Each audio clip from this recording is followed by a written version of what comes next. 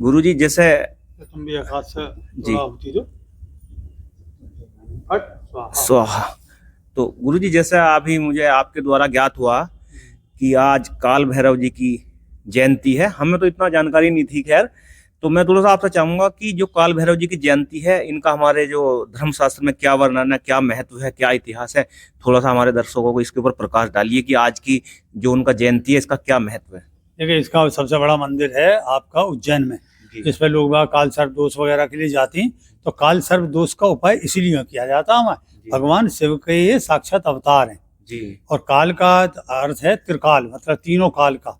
और तीनों काल में जो नेगेटिविटी है, जो बुराई है, उससे जो मनुष्य को भय उत्पन्न होता है और जो उसके अंदर अष्टविकार होते हैं, उस भय को हरण करने वाला भैरव कहलाता है। भय और रव, रव माने हरण करने वाला, भय माने भय।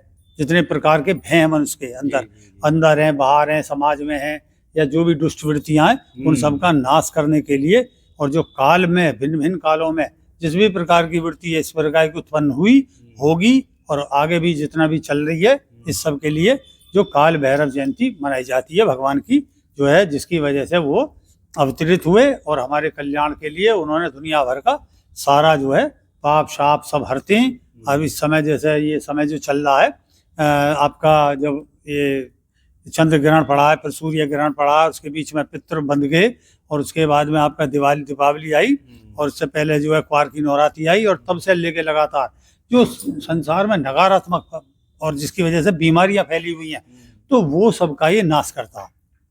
इससे राहु केतु जितने भी ग्रहों का जो भी है आपके प्रति हानिकारक है, उनमें भी सुधार होता है। और देखिए, कर्मों का फल है नहीं। अब ये थोड़ी ना कि आप अनुष्ठान करेंगे और बुरे कर्म करेंगे तो ऐसे कैसे वो दे देंगे, वो तो तुम्हें ही पनिशमेंट दे देंगे।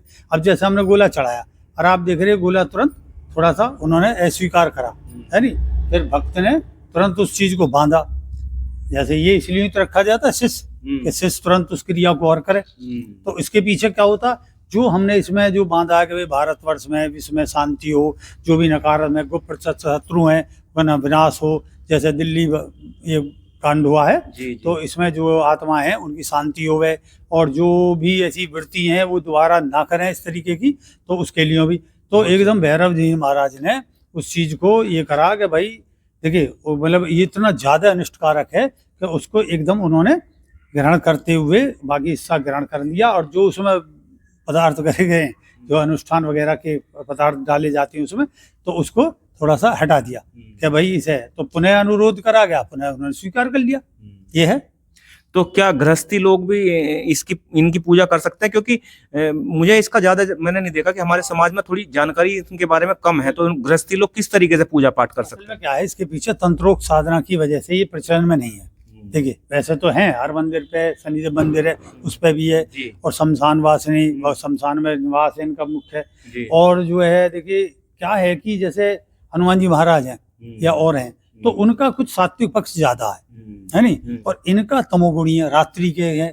अब अनुष्ठान कब करोगे, इसका रात्रि का काल है नहीं। अच्छा, हाँ, ये भी एक विशेष विषय है कि आपने मुझे थोड़ा शाम को 7 साढ़े 7 बजे अवगत कराया, तो मतलब ये भी एक है कि इनकी पूजा रात्रि में होती है। रात्रि में होती है, और जितनी गहन रात्रि होगी उतना ही है। तो जो त्रिकाल मतलब प्रातः और जैसे सायकाल और फिर रात्रि काल, ये तीनों काल मुख्य है। तो इनके पहरे को जो है ये सब अपने वश में रखते हैं। और रात्रि में देखिए, निशाचर पक्ष जितना भी दुष्ट नेचर का रात्रि पक्ष है, वो सब इसी समय जो है अपना प्रभाव दिखाता है समाज पर, है नहीं।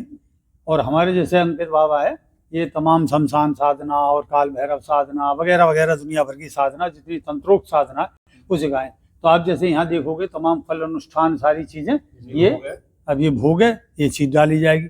अब जो मूल मंत्र है इसका, वैसे तो बहुत है, नमो जो ये जो भैरवाय नमः वगैरह, ओम भम भैरवाय नमः, तो ओम काल भैरवाय नमः ये मंत्र है। और जो इसका साबर मंत्र है, ये सिद्ध साबर मंत्र, ये गुरु परंपरा से मिलता है, समझे जी। तो ये बड़ा होने के कारण तो इसके 700 ही कर लेवे, कोई 500 ही कर लेवे, तो उसकी मतलब उसके अंदर बहुत सी शक्तियां भगवान भैरव की प्रसन्न होकर प्राप्त होती हैं।